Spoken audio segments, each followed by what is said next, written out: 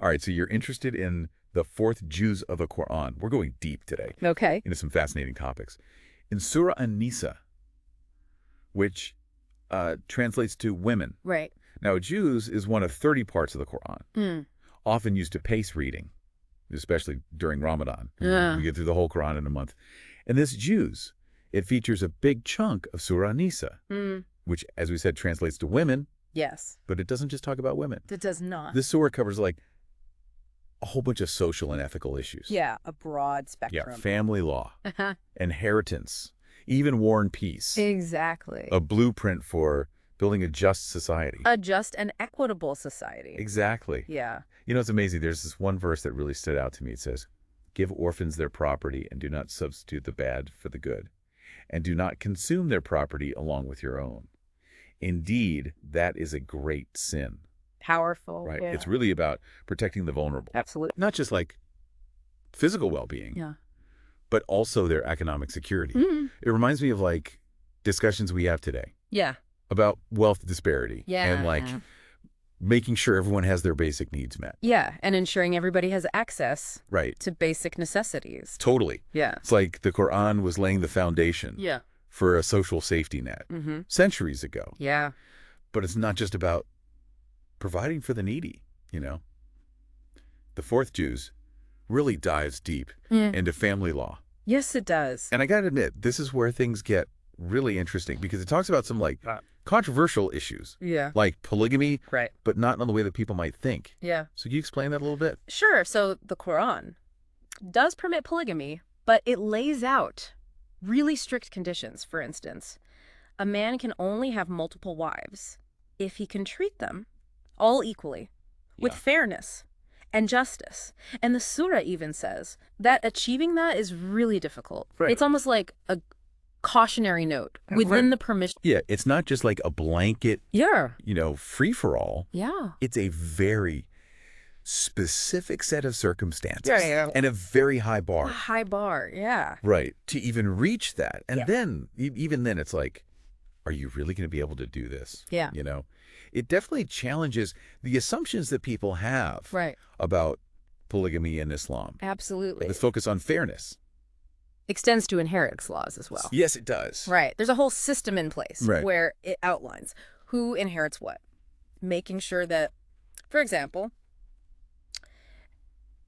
daughters receive their rightful share, which Yeah. was revolutionary for the time. Yeah. Because women didn't always have inheritance rights. Yeah. They had limited Right. inheritance right. It really shows that this text was meant to address real-world issues Yeah. and to establish justice in society. Absolutely. But the Fourth Juz isn't just about laws and regulations. It also talks about ethics, Yes. which goes beyond rituals, It does. like prayer and fasting. It calls on believers to be Yeah, just yeah, and compassionate yeah. in all their dealings, even when it's hard. Even when it's difficult. Yeah. Or even when it goes against Yeah. their own interests. Exactly. There's this verse that I think really exemplifies this. It says, "O you who have believed, be persistently standing firm for Allah, witnesses in justice, and do not let the hatred of a people prevent you from being just.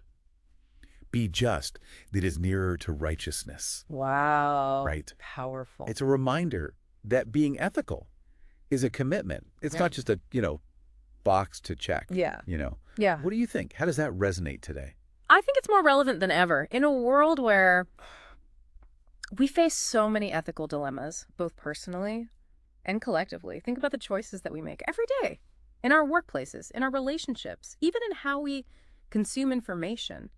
Are we upholding justice or are we being swayed by our own biases? Or self-interest? It's a constant challenge, It is. right? To really examine our actions and make sure that we're being fair, even when it's hard. Even when it's uncomfortable. And this idea of individual accountability Yes, really intertwined with, community responsibility. right, the Fourth Juz talks about societal corruption, Yeah. and it reminds us that our actions affect everyone. Yeah, the collective well-being. It's not just Yeah. about us Yeah. as individuals. Right. It's about the whole community. It affects the whole Yeah. the whole society. There's a verse that describes the consequences Yeah. of spreading corruption. And it says that it leads to hardship for everyone. So it's this idea Yeah. that we're all interconnected. Right. You know, we can't just focus on ourselves. You can't live in a bubble. Right. Yeah. We have to think about the well-being of the whole community. Exactly. And that ties into the concept of Judgment Day, Yes, it does. which is a big theme in this Juz. Yeah. Right. So can you talk about that a little bit? Yeah, sure. So the surah makes it clear that our actions in this life have consequences in the hereafter. And it talks about standing before God and being judged, not just for our rituals, but for liberty, how we treated others and how we upheld justice. Wow. Yeah. Pretty intense. It's a powerful motivator. Yeah. Yeah, to live an ethical life. It makes it real. It does. You know what I mean? It's not just this theoretical thing. Yeah. It has real world implications. It does. In this life and the next. Yeah, and this idea of divine judgment for one's deeds exists in many different religions and belief systems. It's not unique to Islam. Okay. Now, something that might surprise people is that this Juz, which we've been talking about, ethics and social responsibility, also talks about.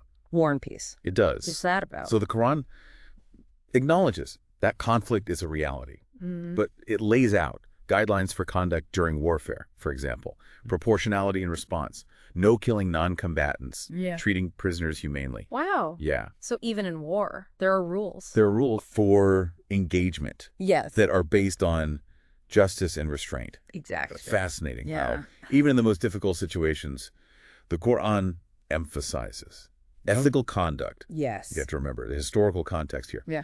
The Quran was revealed during a time Yeah. of intense tribal warfare. Mm. So these guidelines were essential for creating a more peaceful and just society. Absolutely. So, to sum up, we've explored family dynamics, inheritance laws, ethics, social responsibility, and war and peace, all in this one Juz. Yeah. It's amazing how much is packed in there. It all comes back to the central message of striving for a just and equitable society. It's a timeless message It is. that's still relevant today. Absolutely. It shows that the Quran isn't just some ancient text. It's a guide for navigating challenges of the modern world. Yeah. So what stood out to you the most from what we talked about today? I think the emphasis on justice really stood out to me. And I think it's something that we should all strive for in our own lives. Right. And if this deep dive has piqued your interest, I encourage you to go read Surah An-Nisa yourself. Yeah. I think you'll be surprised by how much it resonates with your own life. Absolutely. And the challenges that we're facing today as a society. So until next time. Happy reading.